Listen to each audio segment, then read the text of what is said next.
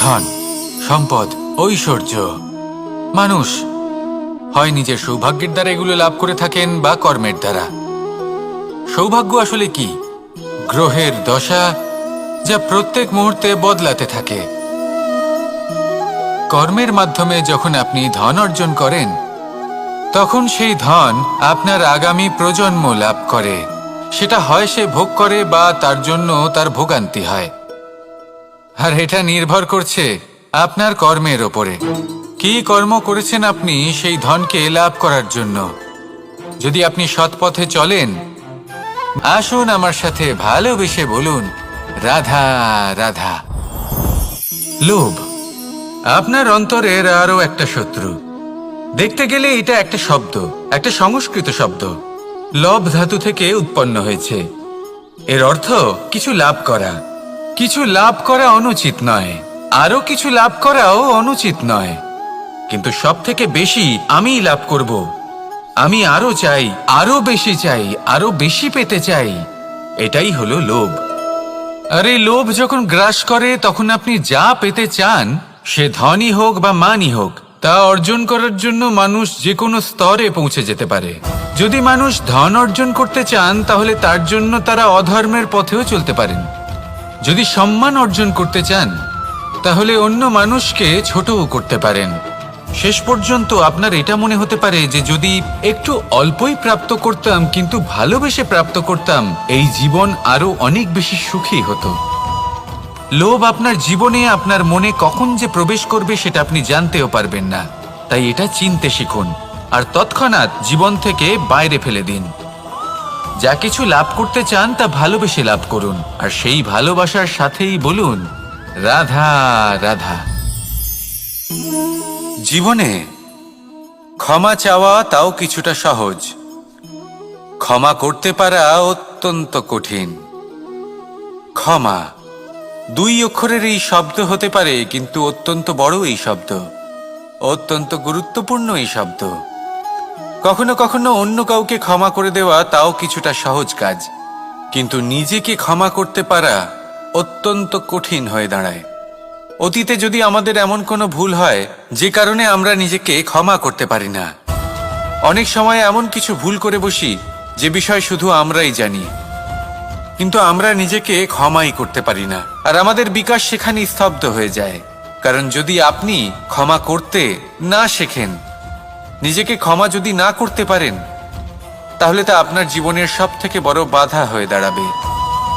সেই জন্য জীবনে অবশ্যই শিখুন যে কিভাবে নিজেকে ক্ষমা করতে হয়, আর শিখুন যে আগের করা ভুল আবার কি করে না করা যেতে পারে। এই মন হালকা হবে আর প্রসন্ন হয়ে বলবে, রাধা রাধা। এই সংসারে যখনই কোনো সমস্যা আসে, তখন আমরা আমাদের সব থেকে বড় সম্বলের কাছে আশ্রয় খুঁজি, তা হলো আমাদের বিশ্বাস। এবার প্রশ্ন হলো এটাই যে এই বিশ্বাস কার উপর করা যেতে পারে? পরিবারের ওপর, বন্ধুর ওপর, নাকি তাদের ওপর বিশ্বাস করা উচিত যাদেরকে আমরা কখনো সঙ্গ দিয়েছি? দেখুন, এই সংসারে বিপদের সম্মুখীন হলে কে আপনাকে সাহায্য করবে সেটা নির্বাচন করা আপনার হাতে নেই। সেটা সেই সকল ব্যক্তির উপর নির্ভরশীল যে তারা আপনাকে সাহায্য করবে নাকি করবে না। অর্থাৎ যখনই কোনো বিপদ আসে, সর্বপ্রথম তার সম্মুখীন আমাদের নিজেকেই হতে হয়, আর তার জন্য প্রস্তুত থাকা প্রয়োজনীয়। সেই শক্তি, সেই সাহস অর্জন করা প্রয়োজনীয়। দেখুন, যখনই অন্ধকার আসে, তখন সবার আগে কে আপনাকে ত্যাগ করে চলে যায়? আপনার নিজেরই ছায়া। এই অন্ধকারের সম্মুখীন হতে হয় অন্তরের প্রদীপের দ্বারা, অন্তরের আত্মা দ্বারা। তবেই আপনি অন্ধকারের ওপর জয়লাভ করতে পারবেন। সেই জন্য যে বিপদই আসুক না কেন, নিজেকে তার জন্য প্রস্তুত রাখা উচিত। সেই সাহস নিয়ে আসুন। এমন কোনো বিপদ নেই যা আপনাকে ভেঙে দিতে পারে। আসুন আমার সাথে ভালোবেসে বলুন, রাধা রাধা। মানুষ সবসময় চায় যে তার জীবনে যেন কখনো কোনো সমস্যাই না আসে। সে চায় তার জীবন যেন শুধুমাত্র শান্তি এবং সুখের দ্বারা পূর্ণ থাকে। কিন্তু এই চাহিদা অনুচিত কিছু নয়। আমরা সবাই এটাই চাই যে জীবনে সুখ থাক, শান্তি থাক। কিন্তু এই কথা সবসময় মনে রাখবেন, যে সূর্য উদিত হন সংসারকে প্রকাশমান করেন, দুপুরবেলায় সংসারকে রৌদ্র প্রদান করেন, সন্ধেবেলায় তাকেও অস্ত যেতে হয়। এবার আমাদের জীবন চক্র কিছুটা এরকমই। কোনো কিছুই চিরকাল একরকম থাকে না। কখনো এই নদীকে দেখুন, যা বয়ে চলেছে। এই নদী যা বয়ে চলেছে তার পথেও অনেক বিপদ আসে। বড় বড় পাথরের সম্মুখীন হয়ে তাকেও সামনে এগিয়ে যেতে হয়। একটি পুকুর যা চারদিক থেকে ঘেরা, তার জীবনে কিন্তু কোনো সমস্যা নেই। কিন্তু এই সংসারে পুকুরের পুজো করা হয় না, পুজো করা হয় নদীকে।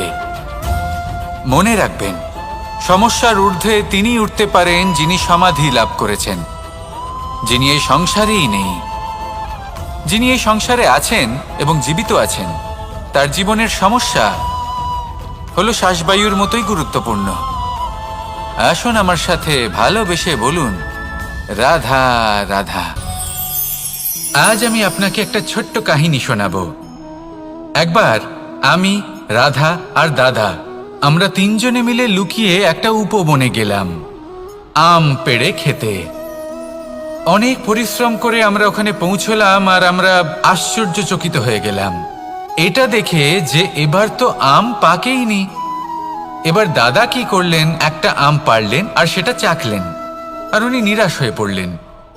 উনি বললেন যে এটা তো খুবই টক। তারপর রাধা একটা আম পাড়লো আর সেটা চেখে দেখল, আর রাধা উৎসাহিত হয়ে পড়ল। আমি রাধাকে জিজ্ঞেস করলাম, কি হয়েছে, তুমি এত উৎসাহিত কেন? তখন রাধা বলল যে এবার এত বেশি টক আম হয়েছে যে এগুলো দিয়ে আমরা আচার বানাবো। তাহলে দাদা ওখান থেকে বেরিয়ে গেলেন নিরাশ হয়ে এবং খালি হাতে। রাধাও ওখান থেকে বেরিয়ে গেল কিন্তু উৎসাহিত হয়ে, আর অনেকগুলো কাঁচা আম সাথে নিয়ে। এর থেকে আমরা কি শিক্ষা পেতে পারি? যে প্রত্যেকটা স্থানে এমন কিছু রয়েছে যেখান থেকে আমরা কিছু একটা শিক্ষা লাভ করতে পারি, যা আমাদেরকে বিকাশের পথে নিয়ে যেতে পারে। এই শিক্ষা প্রত্যেক স্থানে আছে। সবকিছু আমাদের দৃষ্টিভঙ্গির উপর নির্ভর করছে। যখনই আমাদের জীবনে, আমাদের সম্পর্কে কোনো সমস্যা, কোনো বিপদ আসে, তখন বেশিরভাগ মানুষ সেই বিষয় নিয়ে দুঃখী হয়ে পড়েন। আর কিছু মানুষ এমনও থাকেন যারা শেষ পর্যন্ত তার সমাধান করেন, বিপদকে পরাজিত করেন, সম্পর্কগুলিকে আবার জুড়ে দেন। যদি আপনি সুখের খোঁজ করেন তাহলে আপনি সুখ অবশ্যই পাবেন, প্রসন্নতা অবশ্যই পাবেন। যদি আপনি দুঃখ খোঁজেন তাহলে দুঃখ অবশ্যই পাবেন। এবার আপনি কি খুঁজতে চান, সেই চয়ন আপনারই। আসুন আর আমার সাথে ভালোবেসে বলুন, রাধা রাধা। কখনো কোনো প্রজাপতিকে উড়তে দেখেছেন? কি সুন্দর উড়ে বেড়ায় সে, এক ফুল থেকে অন্য ফুলে, এক পাতা থেকে অন্য পাতার উপর। কিন্তু সে কিভাবে উড়তে শেখে কখনো ভেবেছেন? জন্ম থেকেই কিন্তু প্রজাপতির ডানা থাকে না। ও কিন্তু ছোট্ট একটা ডিমের আকারে জন্ম লাভ করে। তারপর সেই ডিমটি ভেঙে একটি কীট বাইরে আসে। আস্তে আস্তে সে বড় হয়, ওর শক্তি বৃদ্ধি পায়।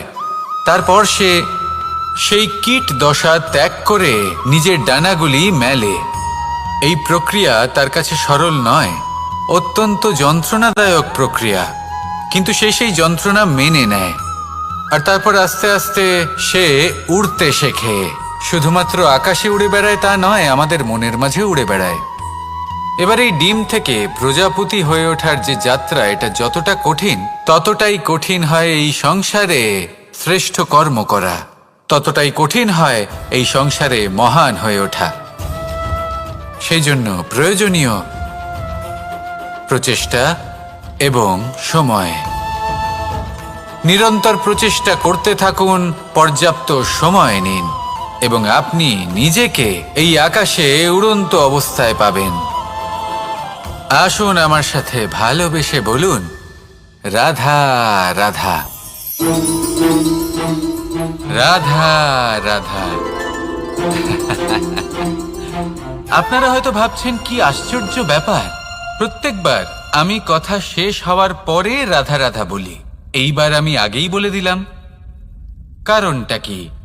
কারণ হলো অত্যন্ত বিশেষ। প্রত্যেকবার কথা সমাপ্ত হবার পরে আপনাদের সবার মধ্যে ভালোবাসা বিতরণ করতে চাই, তাই রাধা রাধা বলি।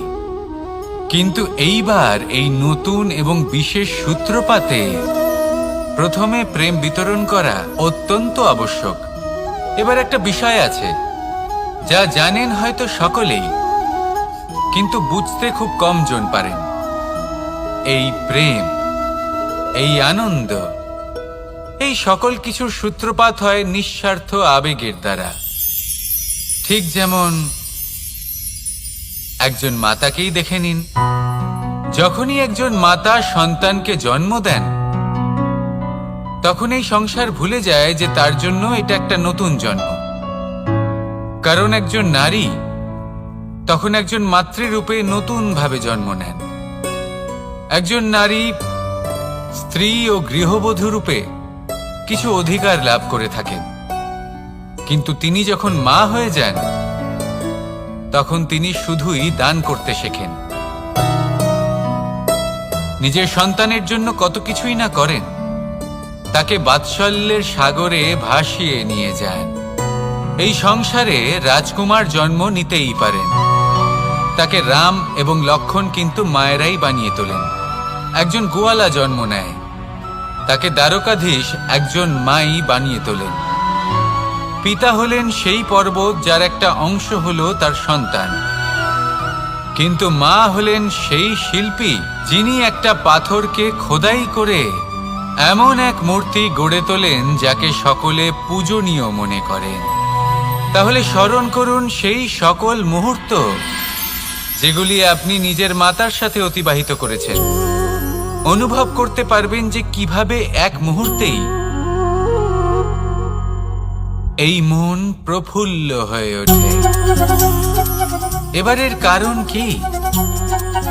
এর কারণ হলো এই জীবনের আসল দ্বারই হলো মমতা।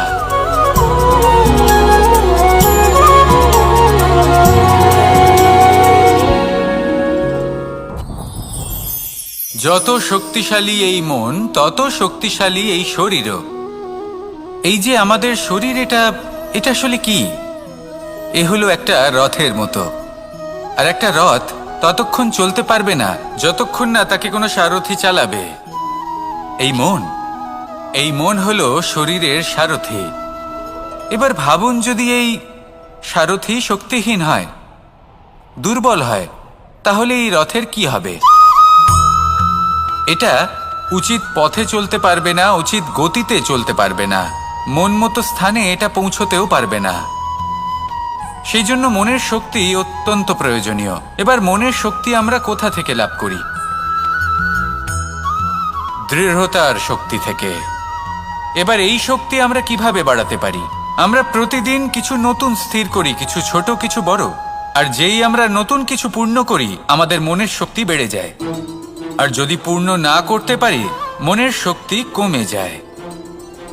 একটা দেওয়ালের মতো ছোট ছোট ছোট ছোট শিলা আমরা একটার পর একটা স্থাপন করে একটা দেওয়াল তৈরি করি। এতগুলো পাথর যখন একত্রিত হয়ে যায়, তখন এমন এক দেওয়াল তৈরি হয় যাকে ভাঙা প্রায় অসম্ভব হয়ে দাঁড়ায়। সেরকমই হয় মন এবং দৃঢ়তা। ছোট ছোট কাজ করে নিজের লক্ষ্য পূর্ণ করুন। এই লক্ষ্য যদি পূর্ণ হয়, তবে মনের শক্তি বাড়বে। কিছুটা এইভাবে যে যত বড়ই বিপদ আসুক না কেন, সেই বিপদ নিজে হার মেনে নেবে, কিন্তু আপনার মন ততটাই শক্তিশালী থাকবে। তাই মনের শক্তি বাড়াতে থাকুন, যাতে আপনি উচিত পথে চলতে পারেন, উচিত গতিতে চলেন আর মনোবাঞ্ছিত স্থানে পৌঁছতে পারেন।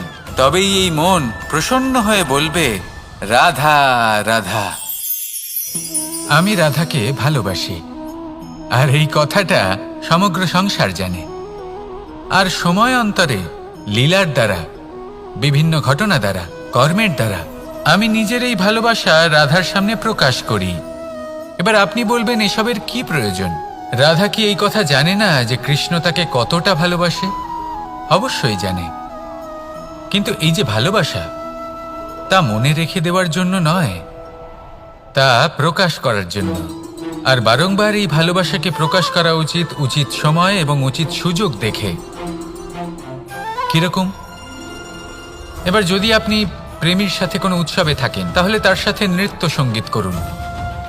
যদি ভিড়ের মাঝে থাকেন, তখন প্রেমীকে সম্মান করুন, একান্তে প্রসাধন করুন।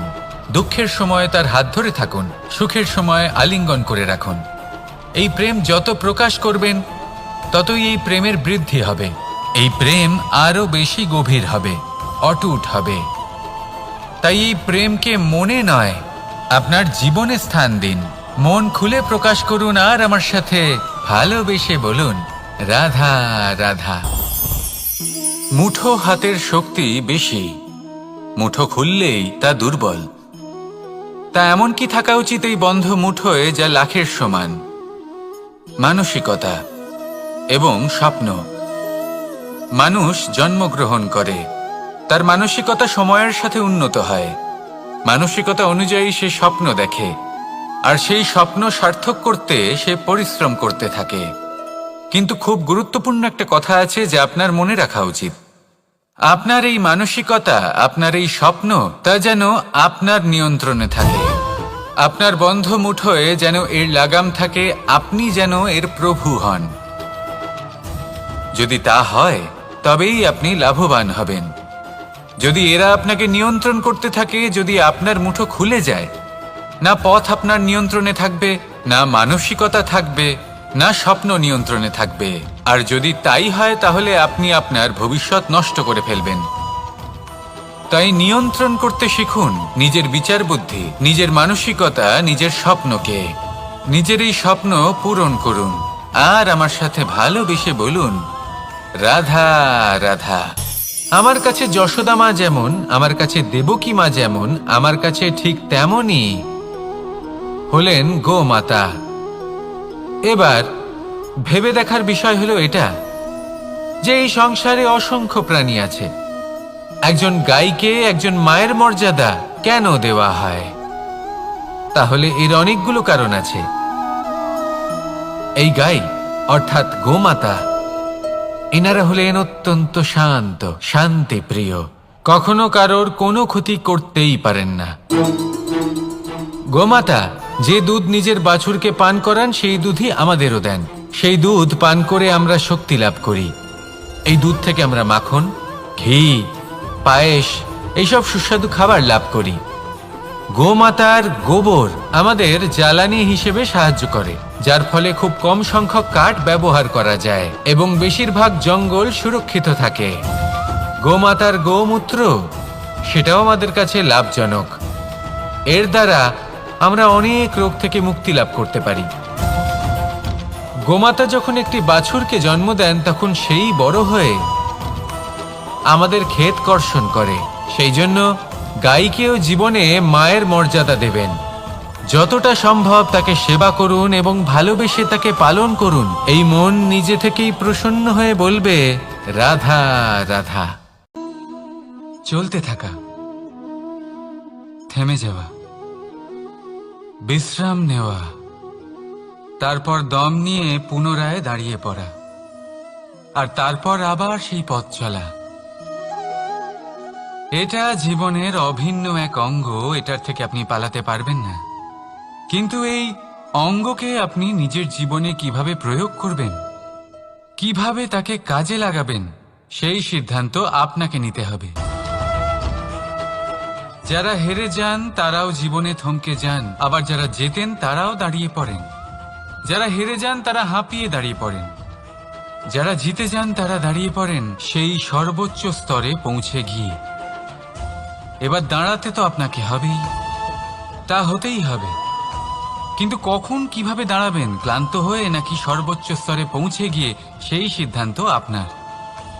অবশ্যই দাঁড়িয়ে পড়ুন, কিন্তু ক্লান্ত হয়ে নয়, কারণ আপনাকে পুনরায় দাঁড়িয়ে পড়তে হবে, পুনরায় যাত্রাপথে এগোতে হবে এবং সর্বোচ্চ স্তরে পৌঁছতেই হবে।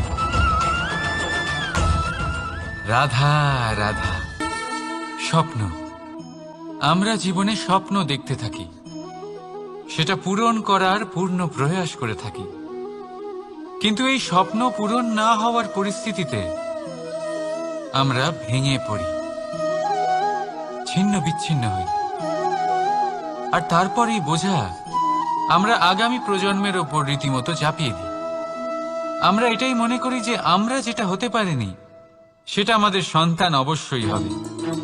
আমরা যা কখনো পাইনি আমাদের সন্তান অবশ্যই তা পাবে।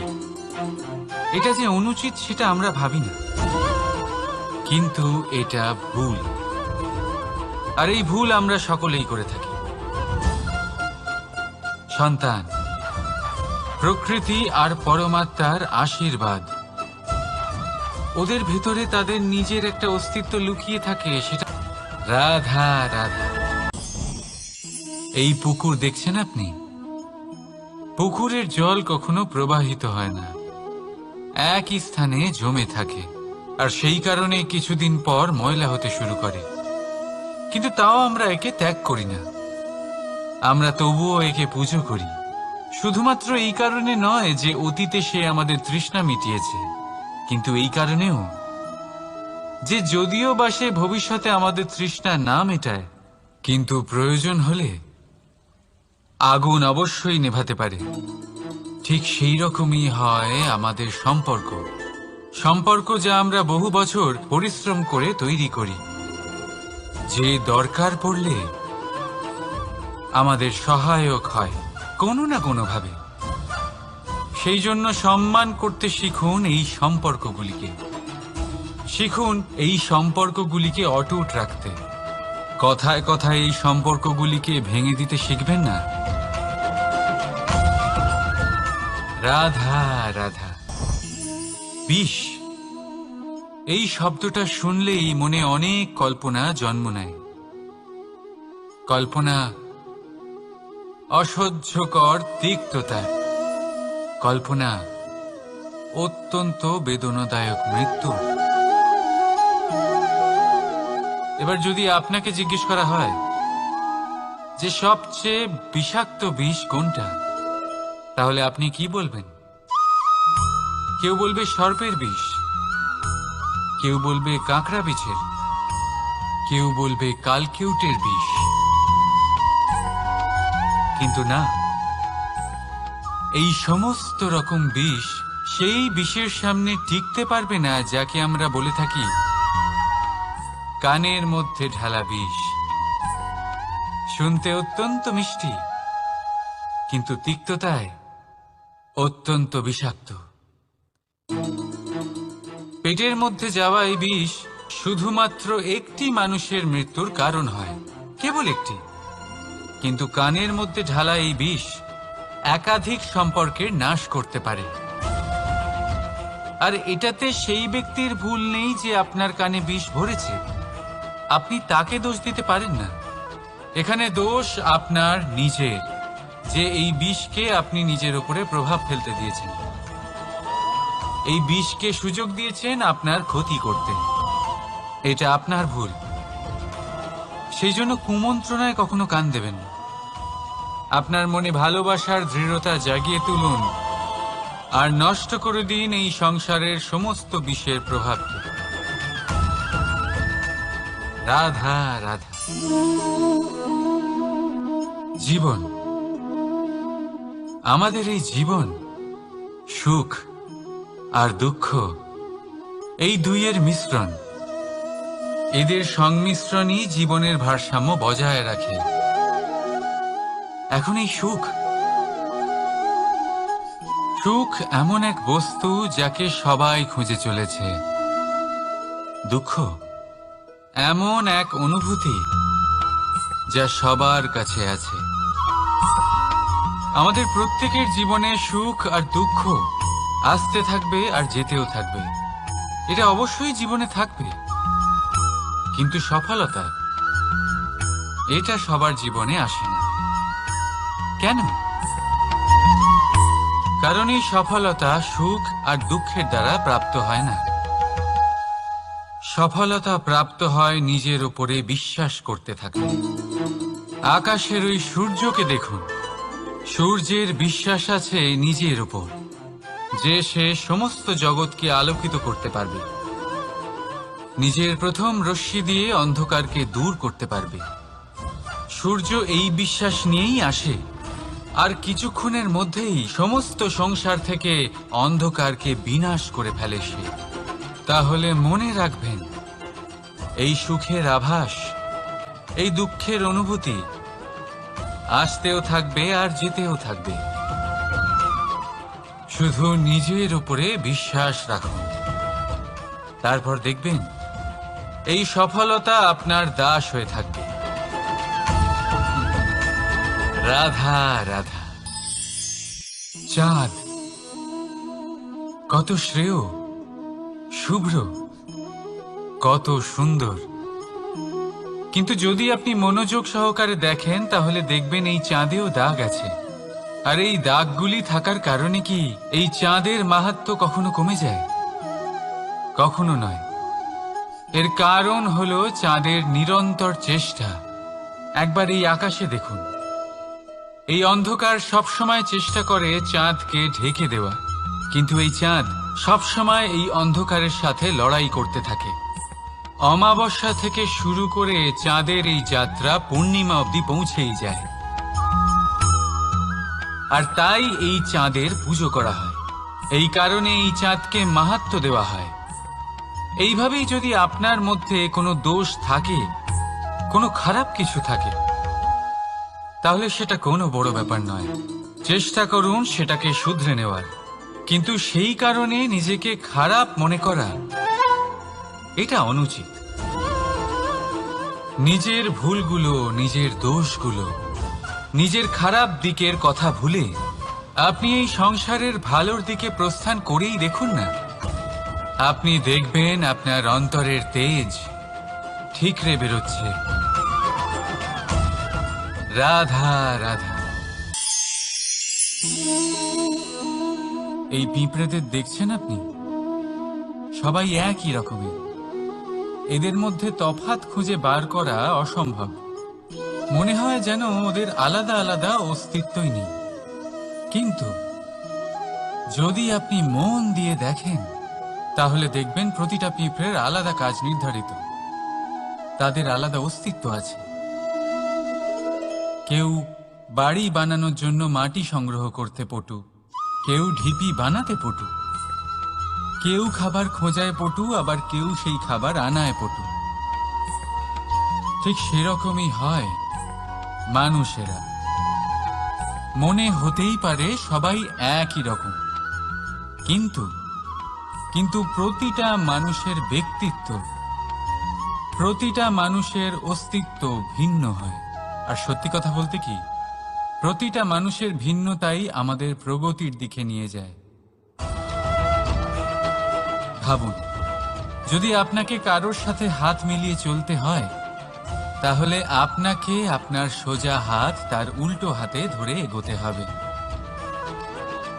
এটাই সৃষ্টিকর্তার সৃষ্টির নিয়ম। ভিন্নতা, এই ভিন্নতাকে আশীর্বাদ ভেবে চলুন, এতে কোনো খারাপ নেই। রাধা রাধা।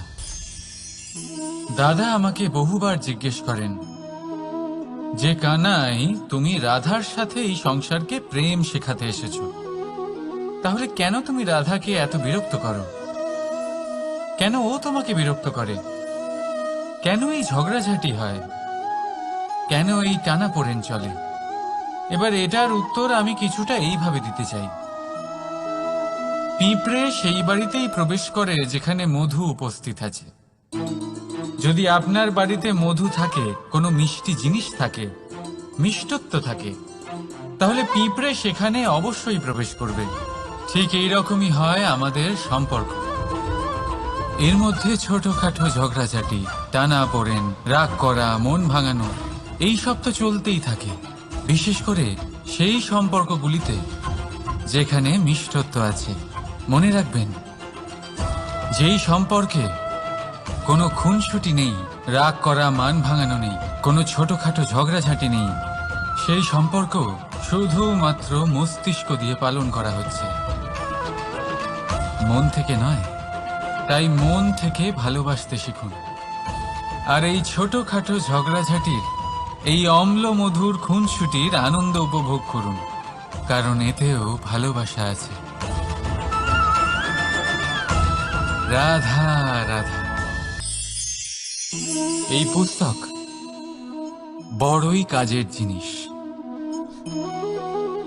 কাহিনী হোক, কবিতা হোক, স্মৃতি হোক, এতে যাই লিখে দেবেন তা ভবিষ্যতের পুঁজি হয়ে যাবে। কিন্তু যদি কখনো এমন হয় যে এই পুস্তক ময়লা হয়ে যায়, বা যদি কোনো পাতায় আপনি ভুল করে কালি ফেলে দেন, বা কোনো বাক্য লিখতে গিয়ে আপনি ভুল করে ফেলেন, তাহলে আপনি কি করেন? সেই পুস্তক কি আপনি তুলে ফেলে দেন? না, তাই তো। শুধু একটা পাতা ছিঁড়ে ফেলেন যাতে সেই পুস্তক সঠিক থাকে, সুন্দর হয়ে ওঠে। এই পুস্তকের মতোই হয় আমাদের সম্পর্ক। তার সেই এক পাতা, একটা ভুল। তাই যে কোনো সম্পর্কে যদি কারোর কোনো ভুল হয়ে গিয়ে থাকে, তাহলে সেই ভুলকে সম্পর্ক থেকে দূরে করা সঠিক হবে। সেই ভুলকে ভুলে যাওয়াই সঠিক হবে। সেই সম্পর্ক ভাঙা নয়, সেই সম্পর্ক সামলে রাখুন। কারণ ভুল তো সবার দ্বারা হয়। যদি এরকম করেন, তবেই জীবনরূপী পুস্তক আরো সুন্দর হয়ে উঠবে। একে অপরকে ক্ষমা করতে শিখুন। একে অপরের ভুলকে ভুলে যেতে শিখুন। তারপর দেখবেন এই জীবনে আরো আনন্দ আসবে, আর এই সম্পর্ক নিঃশ্বাস নিতে থাকবে। রাধা রাধা।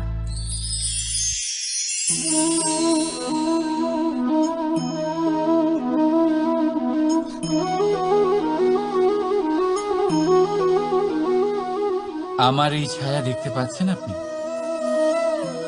প্রকাশের স্রোত যখন মধুর আর দূরে থাকে, তখন এই ছায়া লম্বা হয়ে যায়। কিন্তু যেই প্রকাশের স্রোত মাথার উপরে চলে আসে, এই ছায়ার আকার ক্রমশ ছোট হতে থাকে, আর অন্ধকারে তো এই ছায়া বিলুপ্ত হয়ে যায়।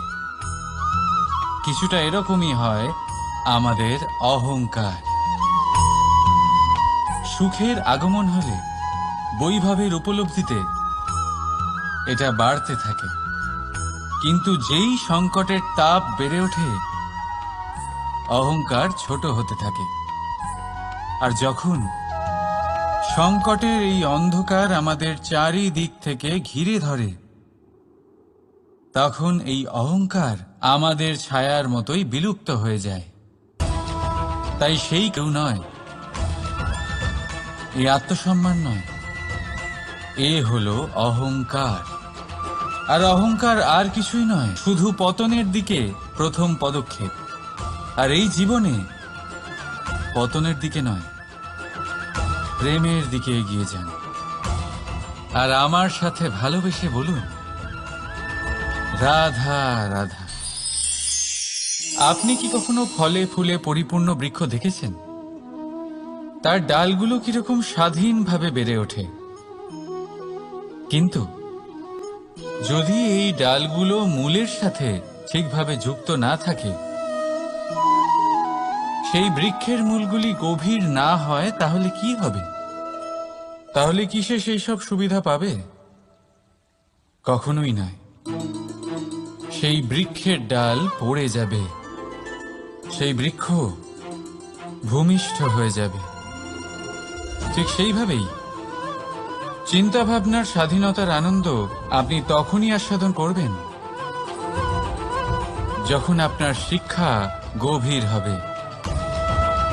তাই স্বাধীন থাকুন দৃষ্টিভঙ্গিতে, কিন্তু যুক্ত থাকুন শিক্ষার সাথে। রাধা রাধা। সমাজ, আমরা এই সমাজে বাস করি, আর বহুবার একটা গুরুত্বপূর্ণ কথা ভুলে যাই। এই সমাজ আমরা সকলে মিলে তৈরি করি। সমস্ত সময় কাটিয়ে দিই এইটা ভাবতে ভাবতে যে এই সমাজ কি ভাববে,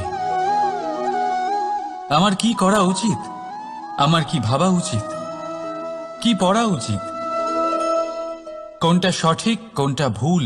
যদি আমি এটা করি, তাহলে কয়েকজনের এটা মনে হবে না তো যে আমি খারাপ?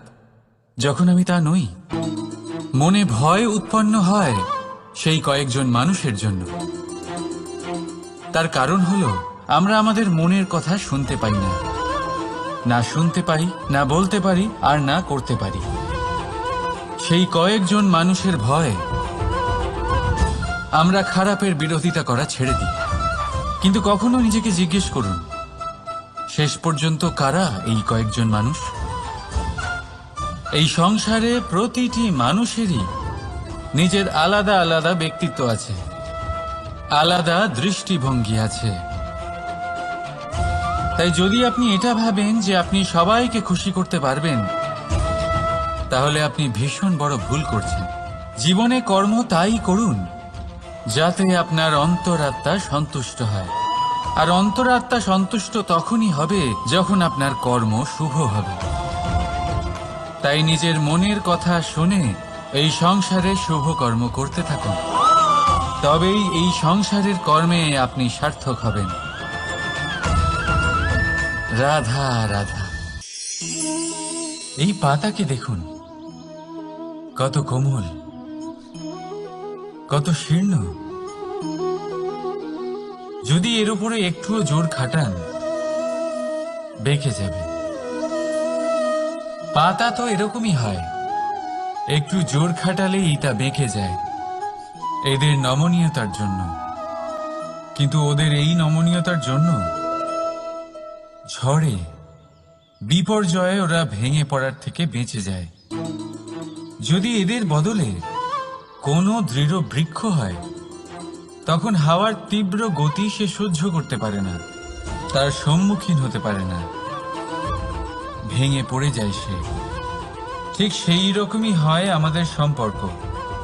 যদি এর মধ্যে সেই নমনীয়তা না থাকে, অহংকারের দৃঢ়তা থাকে, সেই সম্পর্ক নষ্ট হয়ে যায়। তাই আনুন এই নমনীয়তা আপনার সম্পর্কে, যাতে কাল যদি কোনো সমস্যা এসে দাঁড়ায়, এই সম্পর্ক যেন না ভেঙে যায়। একবার ওই আকাশের দিকে তাকান, সূর্য চন্দ্রকে দেখে নত হয়ে যায়, আর আমরা তো সাধারণ মানুষ। তাই সম্পর্ক নিচু করবেন না, সম্পর্কের সামনে নত হতে শিখুন। রাধা রাধা। প্রেম, আমরা সকলে প্রেম করি, প্রেম পাওয়ার চেষ্টা করতে থাকি। আর এমনও অনেক মানুষ আছেন যারা প্রেম অর্জন করেও ফেলেন, কিন্তু সেখান থেকে শুরু হয় এক নতুন অধ্যায়ের। আচমকা দুই প্রেমীর কিছু অনুচিত বলে মনে হতে থাকে। আচমকা দুজনে নিজেদের অস্তিত্ব নিয়ে বিচলিত হতে থাকেন। এবার এমন হলে কি করা যেতে পারে? হলো চুন।